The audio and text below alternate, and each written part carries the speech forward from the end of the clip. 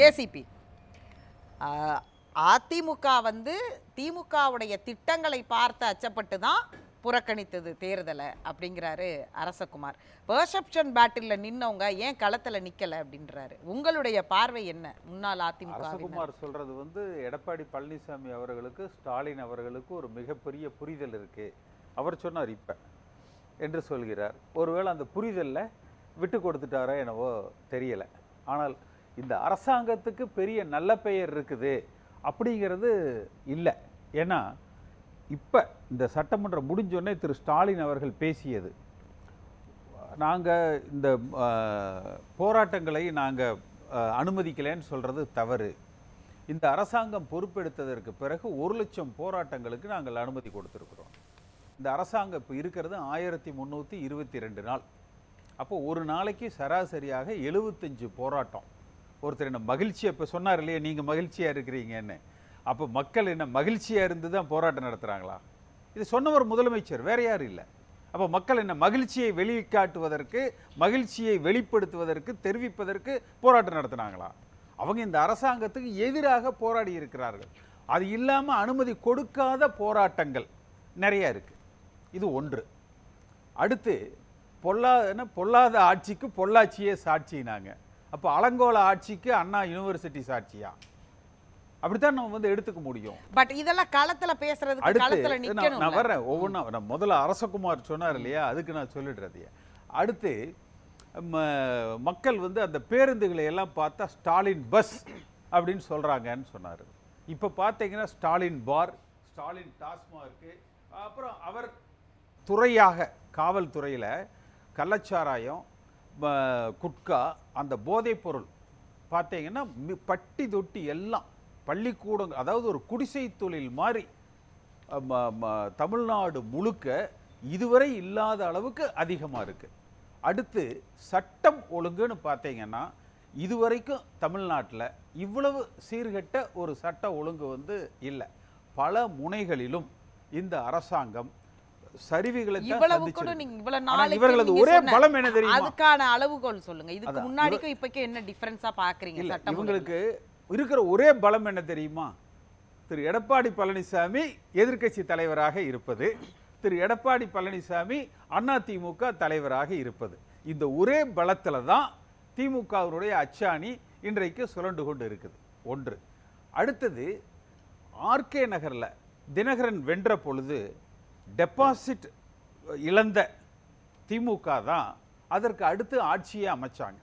அதனால இடைத்தேர்தல் என்பது வந்து ஒரு பெரிய அளவுகோல் இல்லை.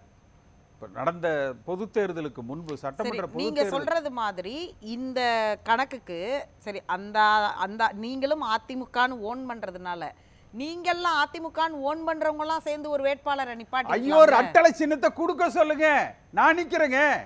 நான் தான் சொல்றேன்ல, எடப்பாடி பழனிசாமி தெரியாத வரலாறுலாம் தெரிஞ்சவர். நீங்க வரலாறோட உங்களுக்கு கேசி பழனிசாமிக்கு கையெழுத்து போட்டு கொடுக்க சொல்லுங்க. நிக்கிறதுக்கு நான் தயார். கொடுக்க சொல்லுங்க. கொடுக்க மாட்டார். ஏன்? அவருக்கு திமுக வளமாக அந்த இடத்துல வந்து ஸ்கோர் பண்ணணும். இல்ல, அவர் கொடுக்கறது கொடுக்காததுங்கிறது ஒரு பக்கம், நீதிமன்றம் சட்ட போராட்டம்லாம் நீங்க வச்சிருக்கீங்க, அது இருக்கட்டும். ஆனா நீங்க இதற்கு முன்பு இந்த மாதிரி ஒரு பரிசோதனை எல்லாம் பண்ணி பார்த்திருக்கீங்களா? நீங்க ஒரு பொது சின்னத்துல நின்னு நீங்க அதாவது அதிமுக ஒன்னா சேரணும்னு நினைக்கிறவங்க எல்லாம் ஒன்னா நின்னு செய்தாத அதை ரீடைன் பண்ணலாம் இல்லையா? ஓபிஎஸ் பலாப்பழத்துல நின்னாரு. எல்லாரும் என்ன சொன்னாங்க? ஐயோ நீ ரெட்டலை எதிர்த்து நின்னுட்ட, நீ அதிமுகவை எதிர்த்து நின்னுட்ட, கட்சிக்கு விரோதமாக நின்னுட்ட. அது நீங்க நான் ஒண்ணுமே கேட்கல. அவரே பொதுச் செயலாளரெல்லாம் இருக்கட்டும், இடைக்காலமாக ஈரோடு சட்டமன்ற இடைத்தேர்தலுக்கு மட்டும் ஏ ஃபார்ம் பி ஃபார்ம்ல கேசி பழனிசாமி ஃபில்அப் பண்ணி கையெழுத்து போட்டு கொடுக்க சொல்லுங்க.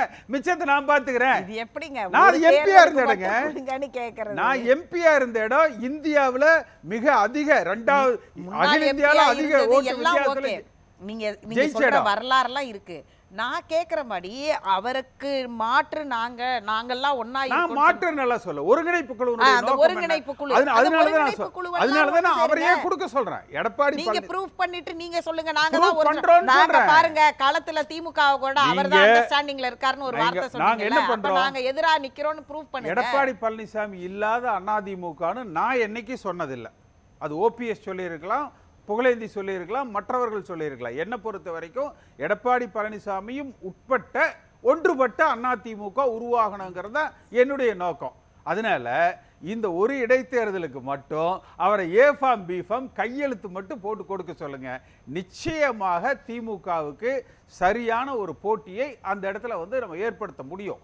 இந்த இந்த இந்த 4 ஆண்டு காலத்துல தமிழ்நாட்டு மக்கள் இதற்கு முன்பு அனுபவிக்காத ஒரு அவலத்தை இந்த அரசாங்கத்துல அனுபவிச்சிருக்கிறாங்க. நிச்சயமா அவர் என்ன மக்கள் சொல்றாரு? நீங்க எல்லாமே நலத்திட்டங்களால அப்படின்றாரு. நம்ம பழி நலத்திட்டங்களால வந்து மக்கள் மக்கள் மேல போட்டு பயனடைந்திருக்கிறார்கள். இல்ல வெளிப்படையா சொன்ன என்ன சொல்லுவாங்கன்னா இல்ல 200 கோடி செலவாகும், 300 கோடி செலவாகும், 500 கோடி அவங்க செலவு பண்ணுவாங்கன்னு சொல்லுவாங்க. ஒன்று அது அது அப்படி அல்ல. நீங்க சீமான் எடுத்துக்கங்க. 1.5% வாக்கு வங்கி அவருக்கு முதல்ல, இன்றைக்கு 8.5% வாக்கு வங்கி. தொடர்ச்சியாக அந்த தேர்தல் களத்தை அவர் சந்திச்சுக்கிட்டு வந்ததுனால அவருடைய வாக்கு வங்கி என்பது வந்து உயர்ந்திருக்கு. அடுத்து சட்டமன்றத்தினுடைய நாட்கள் இருக்கு பாருங்க, நடக்கிற நாட்கள், அந்த எண்ணிக்கை வந்து வர வர வர ரொம்ப குறைஞ்சிருச்சு. இப்போ இந்த சட்டமன்றத்தில் கூட பார்த்தீங்கன்னா 5 நாள் நடக்குது, 6 நாள் நடக்குது, அதில் 3 நாள் வெளிநடப்பில் போயிடுது. கடைசியாக ஒரு நாள் வந்து 1 மணி நேரம் 2 மணி நேரத்தில் பதில் உரைன்னு சொல்லி முடிச்சிடுறாங்க. அப்போ எடப்பாடி பழனிசாமிக்கு 2 நாள் வந்து ரைடு வந்ததுனால காய்ச்சல் வந்துருச்சு. அப்போ எதுவுமே மக்கள் மன்றத்தில் எடுத்து வைக்க முடியலை. அப்போ நீங்கள் இந்த தேர்தலில் போட்டியிட்டீங்கன்னா இது அந்த ஒரு ஈரோடு இடைத்தேர்தலுக்கு மட்டுமல்ல, தமிழ்நாடு முழுக்க இந்த அரசாங்கத்தினுடைய அவலங்களை ஒட்டுமொத்த தமிழக மக்களும் தெரிந்து கொள்ளுகிறார். இப்ப அவங்க ஒரு நரேட்டிவ் செட் பண்ணுவாங்கல்ல, நீங்க இவ்வளோ நரேட்டிவ்ஸ் செட் பண்ணும்போது இப்ப ஆளும் கட்சியை எதிர்த்து அதிகாரப்பூர்வமா எந்த கட்சியும் நிக்கல. இப்ப நாளைக்கு ஒருவேளை நாம் தமிழர் அறிவிச்சிட்டாங்கன்னா ரெண்டும் நிற்கும் பொழுது ஆளும் கட்சி வெற்றி பெற்றால் அப்ப இந்த அரசுக்கு அதிருப்தி இல்லை, அரசு சரியான பாதையில் செல்கிறது, அரசின் செயல்பாடுகள் சரியா இருக்குதுன்னு ஏற்கனவே விக்கிரவாண்டியில் அப்படி ஒரு நரேட்டிவ் செட் பண்ணியிருக்காங்கல்ல. மக்கள் கொடுக்குற தீர்ப்பை தானே வச்சு பேச முடியும், அதுதானே பேசும். இல்லை, அதாவது பொன்னாகரத்தில் டெபாசிட் போன அதிமுக 2010, அதுக்கு அடுத்த வந்து 2011 ஆட்சி அமைச்சது, 2016 ஆட்சி அமைத்தது. அதனால இந்த இடைத்தேர்தல் என்பது ஒரு பெரிய உரைகள் அல்ல. ஆனால் மக்கள் மத்தியில் இந்த அரசாங்கத்தினுடைய அவலங்களை எடுத்து வைப்பதற்கு தமிழ்நாடு தழுவிய ஒரு எடப்பாடி பழனிசாமி அறிவிச்சிருப்பார், ஜனவரி மாதத்திலிருந்து தமிழகம் முழுக்க சூறாவளி சுற்றுப்பயணம் போகிறேன், தமிழ்நாட்டு மக்களை எல்லாம் சந்திக்கிறேன் என்று ஒரு எதிர்க்கட்சி தலைவர் என்கிற முறையில் ஈரோட்டில் இந்த 15ஆம் தேதியில் இருந்து பிப்ரவரி 4-5 தேதிகள் வரை கடுமையான பிரச்சாரத்தை மேற்கொண்டா தினசரி அது மக்கள் மன்றத்தில் சென்று அடையும். அப்போ அதே மிகப்பெரிய பிரச்சாரமாக அது அமையும். எல்லா இடத்துலயும் நிக்காம அங்க போய் பிரச்சாரம் பண்ணி என்ன செய்யன்னு ஒரு கேள்வி வராது. இல்ல, நிக்கணும்னு சொல்றேன். அதிமுக போட்டியிடாதது என்பது மாபெரும் தவறு. போட்டியிட்டிருக்கணும். ஒரு மிகப்பெரிய தவறை எடப்பாடி பழனிசாமி செய்திருக்கிறார். 2009 ஜெயலலிதா அம்மாவே இல்லை நான் தவறு செய்து விட்டேன், அந்த திருச்செந்தூர் இன்னொரு தொகுதி அந்த பை எலெக்ஷனை புறக்கணித்த பொழுது இனிமேல் எந்த இடைத்தேர்தலையும் அதிமுக புறக்கணிக்காது, நாங்கள் போட்டியிடுவோம் ஜெயலலிதா அம்மா சொல்லியிருக்காங்க. அப்போ இடைத்தேர்தல்களை புறக்கணிப்பது என்பது இப்போ நீங்கள் வந்து இவங்க என்ன சொல்லுவாங்க, பணபலம் திருமங்கல ஃபார்முலான்னு சொல்லிட்டு திமுக இல்ல இப்ப நீங்களே சொல்லுவீங்க அவங்களோட ஒப்பிடக்கூடியதுன்னு. நீங்க சொல்ற நாங்குநேரி உதாரணமா இருக்கட்டும், அது அவங்க ஆல்ரெடி வந்து அதெல்லாம் களத்துல சொல்லிட்டாங்க இல்லையா. அப்ப அதை புறக்கணித்ததை நம்ம கணக்குல எடுத்துக்கிறது அப்படிங்கிறதுக்கு திமுகவும் புறக்கணிச்சிருக்குது நிறையா அப்படின்னு கணக்கை டேலி பண்ணி இப்ப அந்த டேட்டாவை தானே சொன்னாங்க. இல்ல ஷியாம் சார் அதை தானே சொன்னாரு, பொங்கலூரும் அதை சொன்னாரு. Two wrong will never make one right. 2 தவறுகளை ஒப்பிட்டுறதுனால ஒரு தவறு சரி என்று ஆயிடாது. அது நிச்சயமா இது தவறு தான். நீ இந்த தேர்தலை பொறுத்த வரைக்கும் போட்டியிட்டு இருக்க வேண்டும். அந்த போட்டி இடாதது என்பது அதிமுகவுக்கு ஒரு பல விமர்சனத்துக்கு உள்ளாக்குது பாருங்க. பயந்துட்டாரு இவர் தலைமையில் அதிமுகவே வந்து இல்லை, ஜெயலலிதா அம்மா காலத்தில் தான் அது உண்மையான அதிமுகவாக இருந்ததுன்னு இப்போ அரசகுமார் சொல்கிறாரு பாருங்க. இந்த அரசாங்கத்துக்கு மிகப்பெரிய நட்பெயர் இருக்குது, இதெல்லாம் சொல்கிறாரு. அப்போ அது ஈரோடுங்கிறது நீங்கள் தலைமை கழக நிர்வாகிகள் எடுத்துங்க. எடப்பாடி பழனிசாமி எங்கே? மேற்கு மண்டலத்திலிருந்து வந்திருக்கிறார். KP முனுசாமி எங்கே? நத்தம் விஸ்வநாதன் எங்கே? திண்டுக்கல் சீனிவாசன் எங்கே? வேலுமணி எங்கே? தங்கமணி எங்கே? செங்கோட்டையன் எங்கே? அப்போ இவ்வளவு பேரையும், முக்கியமான பிரமுகர்கள் அவ்வளவு பேரும் மேற்கு மண்டலத்தில் தான் வந்து இருக்கிறாங்க. அப்போ அந்த பகுதியில் நடக்கிற ஒரு இடைத்தேர்தலை புறக்கணித்தது என்பது தவறு. நிச்சயமா என்ன காரணத்திற்காக புறக்கணித்திருக்கிறார்கள்? நீங்க சொல்ற அவ்வளவு பலமானவர்களும் அங்க இருக்கிறாங்கங்கும் பொழுது இரண்டாம் கட்ட தலைவர்கள், முக்கிய தலைமை நிர்வாகி பொறுப்புல இருக்கிறவங்களாம் என்ன காரணம் அதற்கு? அவர் தான் சொன்னார்ல அரசகுமார், அவரே சொல்லிட்டார்ல. அவர் அந்த காரணம் ஏத்துக்கிறார். ஆமா, அவர் சொன்னார்ல, எடப்பாடி பழனிசாமியே ஸ்டாலின் அரசாங்கத்தை ஆதரிக்கிறார். இப்பதாங்க சொன்னாரு. எங்க சட்டமன்றத்துல அவ்வளவு பெரிய காரசார விவாதம் இந்த 7 நாள் பாத்தீங்கன்னா போன முறை வந்து நல்லா பண்ணாரு, எதிர்க்கட்சி தலைவரா பண்ணாரு. ஒருவேளை இந்த முறை வந்து ஃபங்க் ஆயிட்டாரு, அவருக்கு ஈரோட்ல ரைடு நடந்தது. போன முறை நீங்க அவர் ஒழுங்கா பண்ணலன்னு தான் சொன்னீங்க. போன முறை நல்லா பண்ணாரு, இந்த முறை நல்லா பண்ணல. இப்ப அதாவது இந்த முறைக்கு முந்தைய சட்டமன்ற நிகழ்வுகளை வந்து ரொம்ப நல்லா செஞ்சார். நானே பல இடத்துல அதை பாராட்டியும் சொல்லியிருக்கிறேன்.